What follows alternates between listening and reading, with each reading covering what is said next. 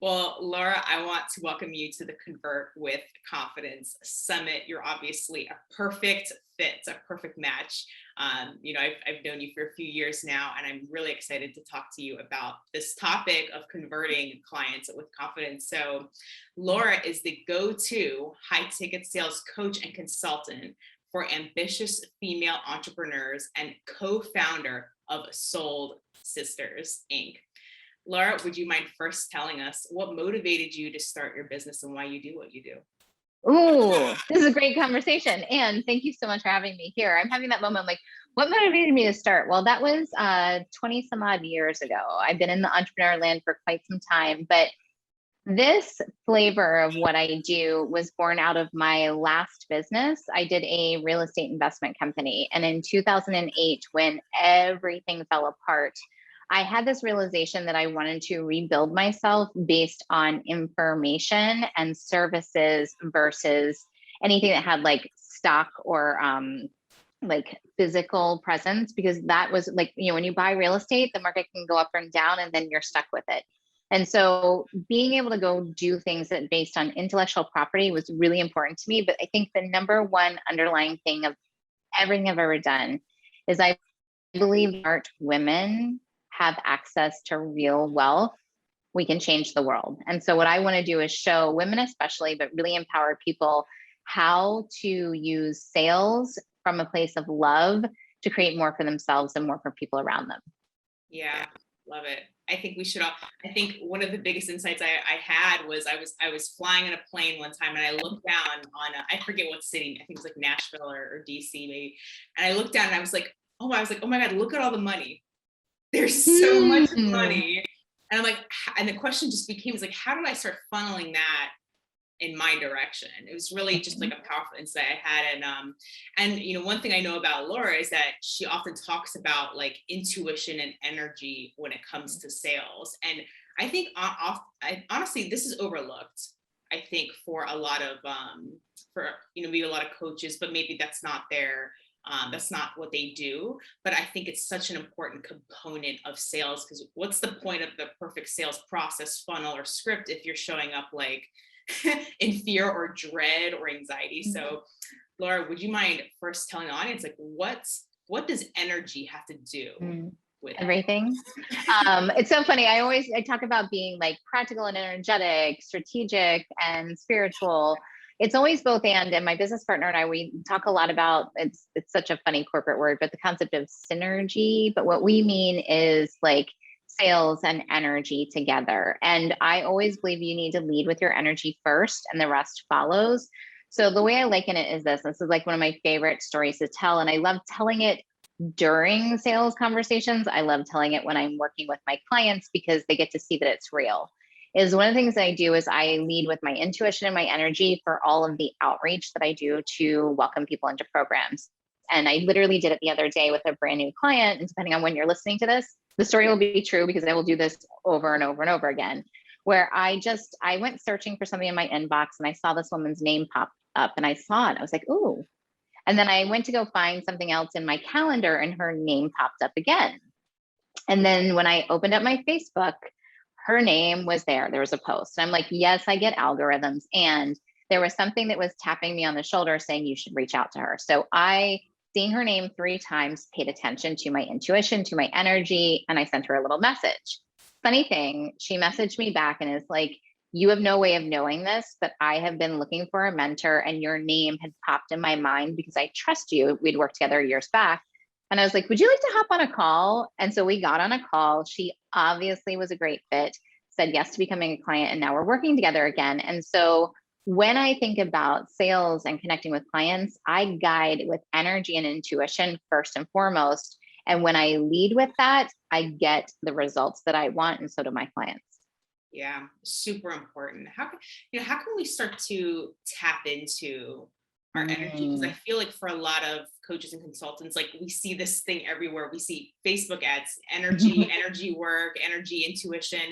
And I think a lot of us are wondering, like, how do we even tap into my energy? Is there like this radiating coming off of me? Like, I think, what I think the biggest thing is I think understanding in your body, what is a real yes, what is a real no. Paying attention literally to your energy levels. So I used this back a bajillion years ago when I was in corporate. We would get these like lists of people's names. And I didn't know what I was doing at the time, but I now get it. And I bring this up because somebody might be on a journey of like being really tapped in, and you get your intuition, you know, when you feel something, and sometimes you're just starting. And what I would do is I would literally like scan the list and just wait for my eye to stop on someone's name. And then I would reach out to that person. And so I started practicing it and cultivating it. But I think the really big important thing is, if you're like on a sales call and you feel like yucky from that person, pay attention to it. If you get on a call and get lit up and excited, pay attention to it, because that is what your energy and their energy are matching and aligning. And I think another really great example is I had some clients a little while back who started working together and had a little explosion around everything.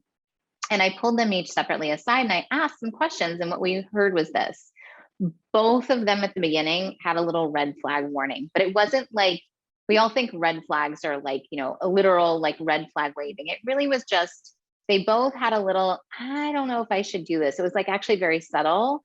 And then they moved forward, and at the end, it was a disaster, but they knew at the beginning. And I think that's what following your intuition, following your energy is it's hearing those subtle yeses or those subtle nos and being willing to take action on them. And I think, again, my example of seeing this woman's name 3 times before I took action, I'm also paying attention. So like if I had seen her name once, maybe I would have not reached out. Maybe it wasn't a strong enough intuitive nudge.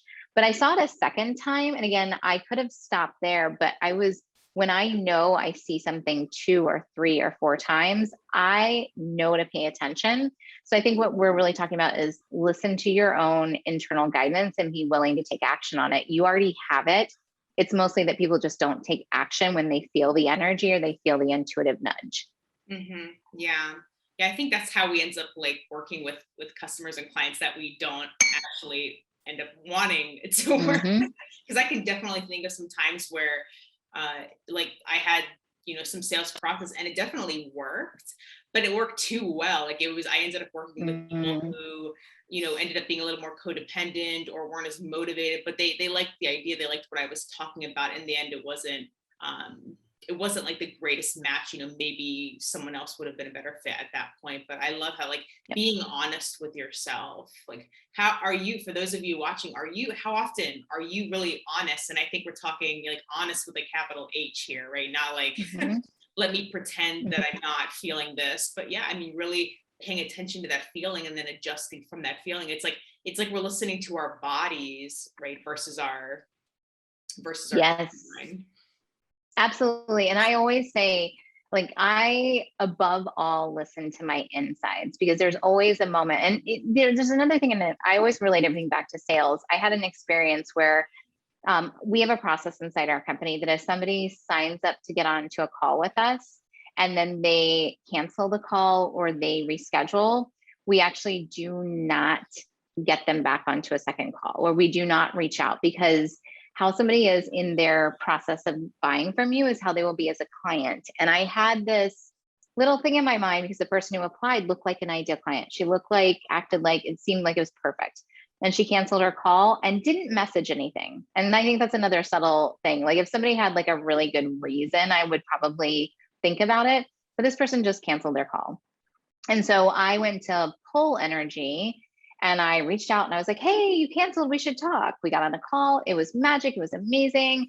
I sold her something. It was fantastic. Cut to 2 weeks later, she reaches out and wants a refund and doesn't want to do the work and is not even going to focus on her business. And I had to go back to that moment of remembering I set the policy in place not to be like a nasty person who's like, you cancel, we can't talk.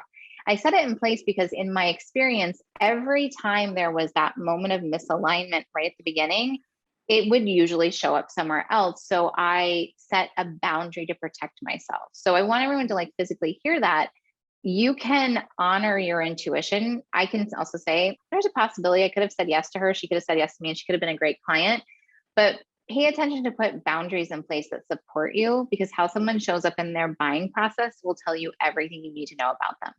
Yeah. And stop internalizing it. I think Yeah. because this audience struggles with like, they struggle to get their self-worth from the inside or find that validation from within. We're often looking outside, like, oh, if a client doesn't show up, or if they reschedule, if they're running late, or if they're playing games, right? Are you a coach or consultant and you get sort of the game playing and people, giving you excuses? Like let's be honest here. We know when we're being fed excuses. Mm-hmm. That's true. And I remember I often used to get triggered. I'd be like, oh, and I would take it personally. So I'm wondering how many of you watching are taking like, oh, you're too expensive, or I have to think about it. And we end up internalizing that rather than, like you said, setting boundaries, right? And knowing like who's a good fit for you, not just are you a good fit for them. Right? Bingo. That's it. And also, it has nothing to do with you. When people are saying no, especially when you sell transformational services, and PS, web design is a transformational service, hypnotherapy is a transformational service. Anytime you are helping someone become someone different, they are not saying no to you. They're actually saying no to their future self. Yeah. And if they say no, thank them. Whenever I'm in a sales conversation, I always say, I need to get a yes, and the other person has to say a yes, and we'll work together. If I feel a yes and they feel a no, we shouldn't work together. If they are a no and I am a no, we shouldn't work together. So make sure you include yourself in the process. It's not, will you like me? It is really about, do our parts match? Do we have a philosophy match? The way you want to work, do we work well together? I mean, I have some clients who, what they need is a 1-day VIP day, get in, get the goods, and get out. Luckily, I offer that. But if the only way that I worked with clients was in a 12-month container and somebody needed a VIP day, we might not be a match. But it has nothing to do with my abilities and value or their abilities and value. Yeah, I love that. I'm so glad you shared that story, and because I'm sure a lot of us can relate. Like I even had this happened to me last week, like buyer's remorse, right? I hadn't even run any cards. I had just taken it over the phone, and then she came back like, oh, out of fear, anxiety, and even as I was educating her in her fear and coaching her through fear, like we got back on a call, and it was just like, no, it's still about the money. And it was just like this, it was like talking to a wall. It was like, well, understand that like you gave me your card number and now there's this delayed response. So can you see it's not, and no matter what I said, it was just like, no, it's really the money. I was just like, we are not leaning in anymore. Yeah. And then also like, I think that's another really important thing is know your no. Like I am not a fan of, I don't do hardcore pushing and like dragging people over the threshold. I invite people to step up to their highest level. I advocate for their future self. I sell with conviction and with confidence. And I don't let somebody walk away from what can help them, but there is no pushing, there is no pulling, there is no forcing. And I think that usually when we have that show up, that's the only time that we get into a bad space is when we have like coerced someone into a buy as opposed to helping them step up. Yeah, really like releasing those reins, right? On letting them make the decision that's best for them rather than I remember one mindset I used to struggle with, and I'm sure a lot of viewers here can relate, is like, oh, like how do I close? Or what do I need to do to close? Or, oh my gosh, I have to close. And it's all about the close. And that's how we end up with customers that we don't feel good to be around. And then again, we get caught in this cycle of internalizing their lack of results. Yes. And this is really important. And I think everyone can like claim this.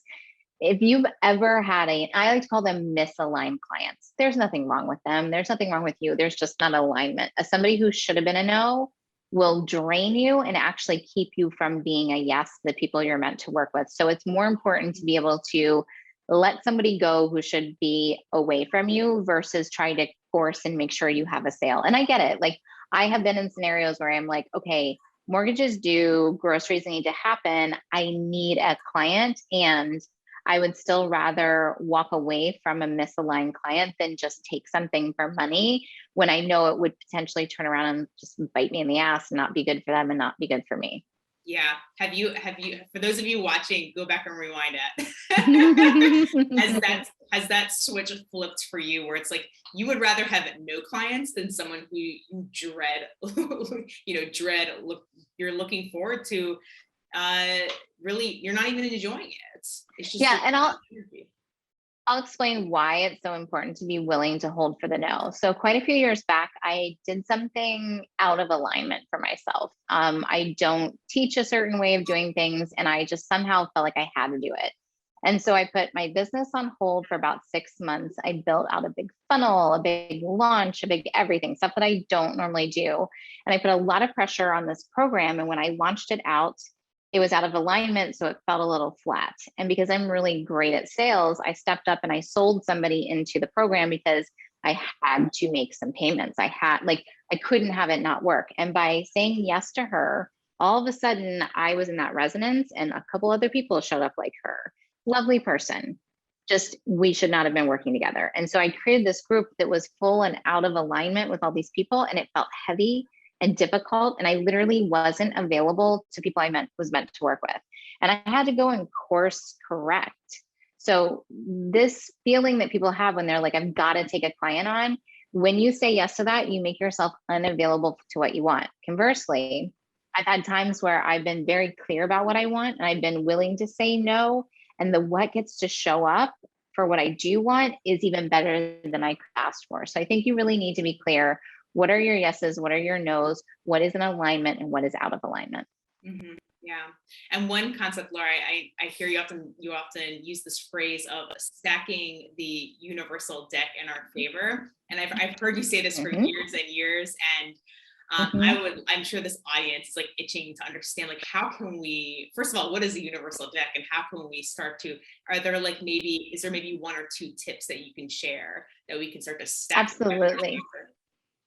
Yep. Okay. So this is one of my favorite ones. And I didn't really understand this until I read Mike Julie's Leveraging the Universe. It's a great book. Go and read it. And he has this triangle that he's adapted. And I was doing this for years without getting it and understanding how to activate the universal side.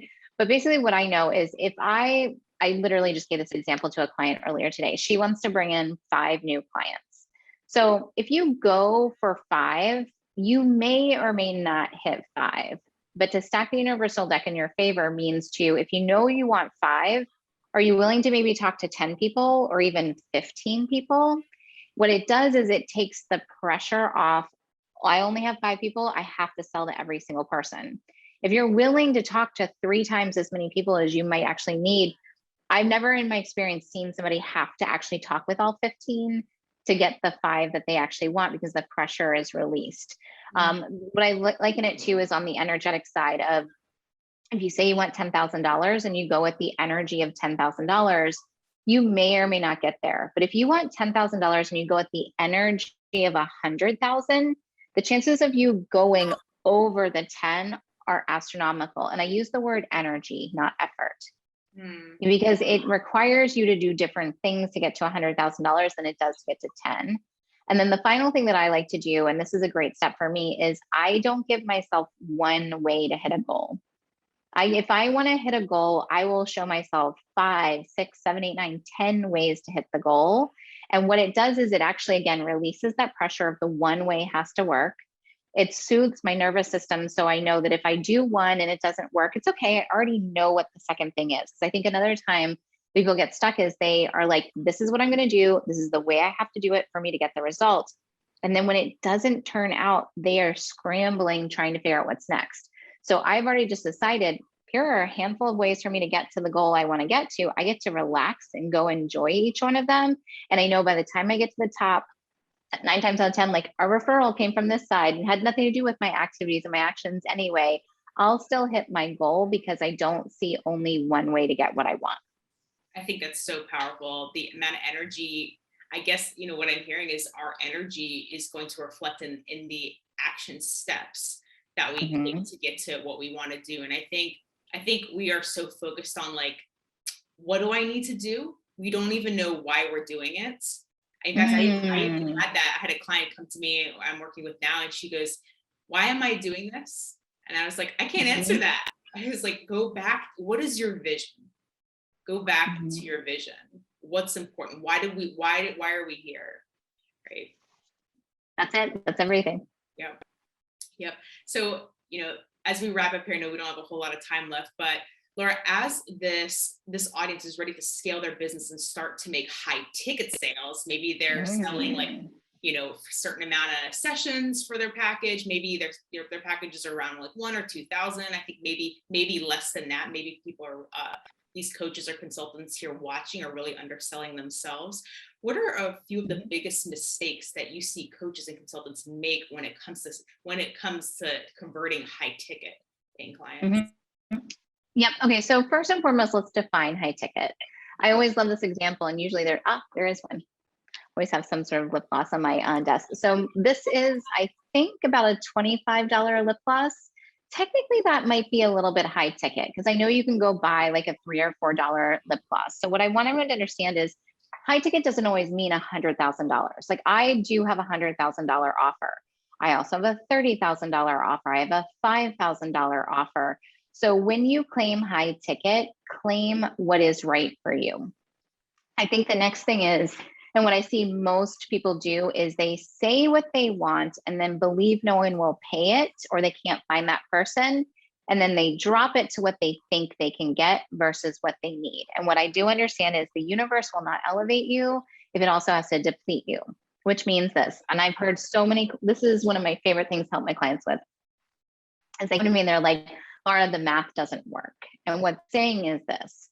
I would have to put, and I just did this math with a client earlier today, she would have had to put 66 people into her mastermind to hit her income goal based on what she was charging.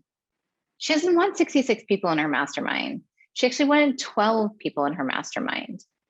So there's this big disconnect. And if she had been selling it at her original price point and only had 12 people in it, it would have depleted her, it would have depleted them. So I think the biggest and most important thing is to ask yourself, what do I actually need right now? How much time do I have available? How do I want to work with my clients? And what is the price they need for transformation? And that's the biggest key. I think a lot of people think you're pricing based on your value, and I'm going to call BS on that.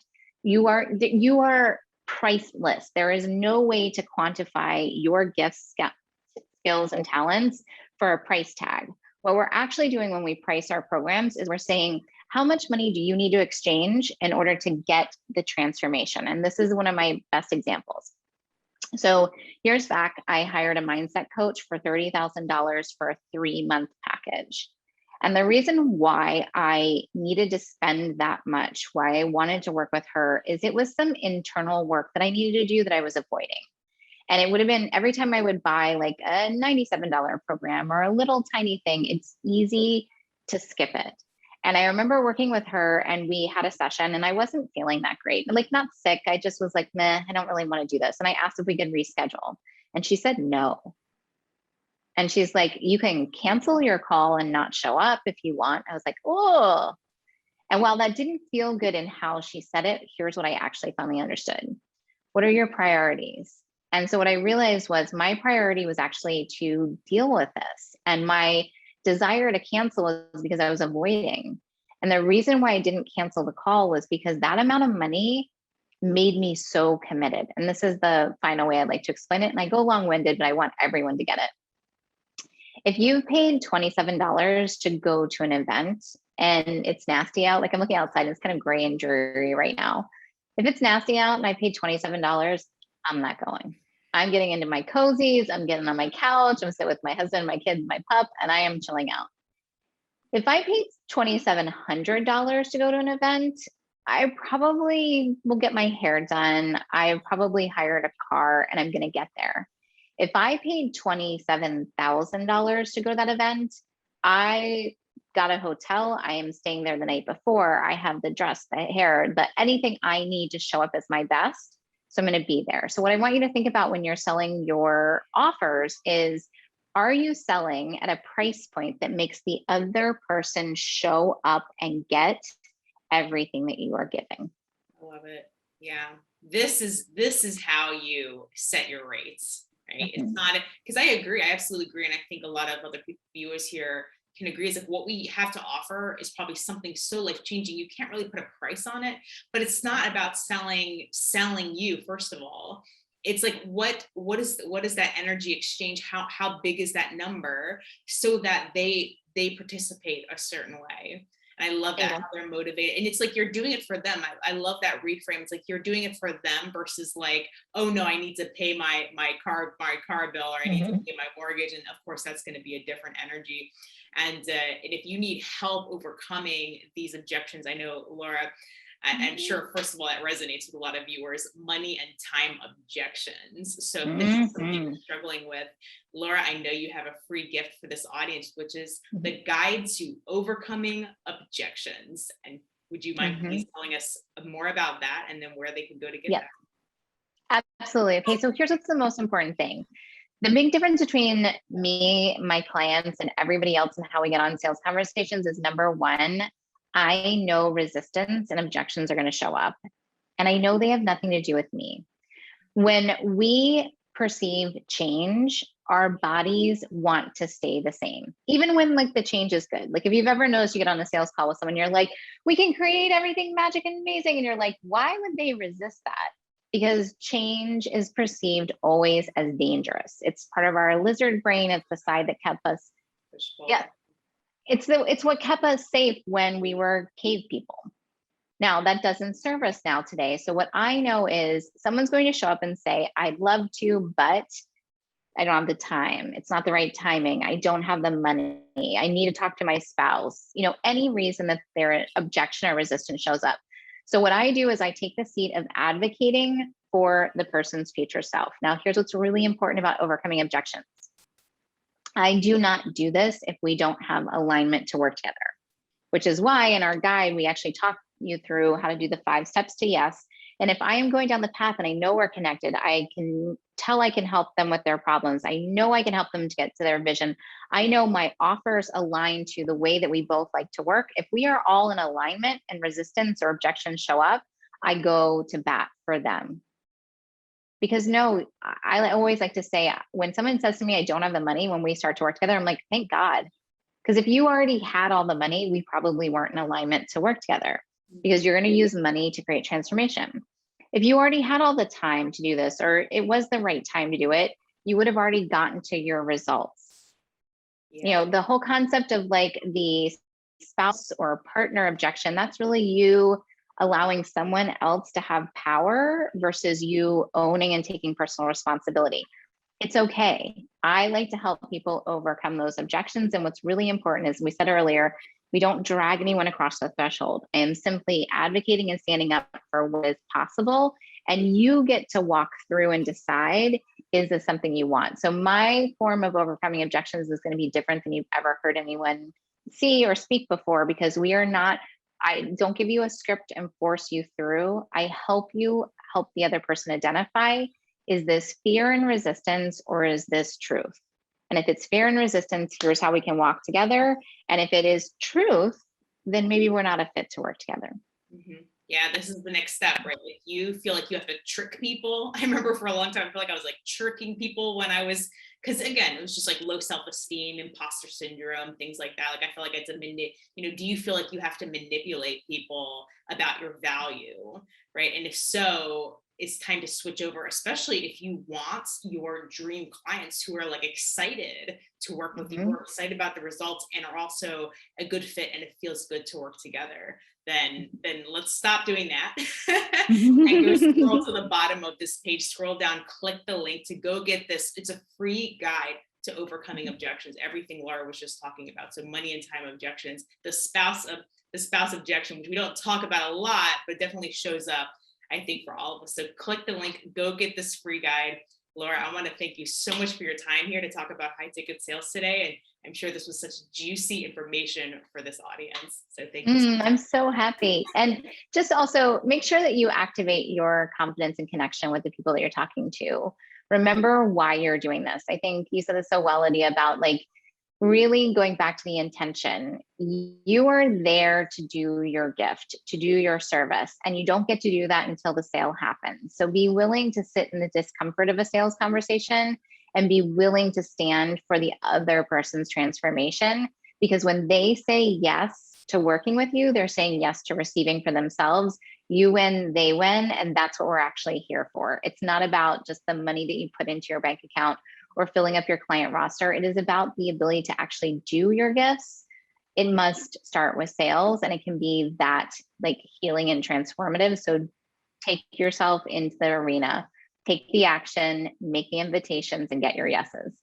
Yeah, it's like the money is the symptom of you doing what you know, you're put here to do, right? So again, thank you, Laura, for such an amazing message and for all your value here today. You're welcome.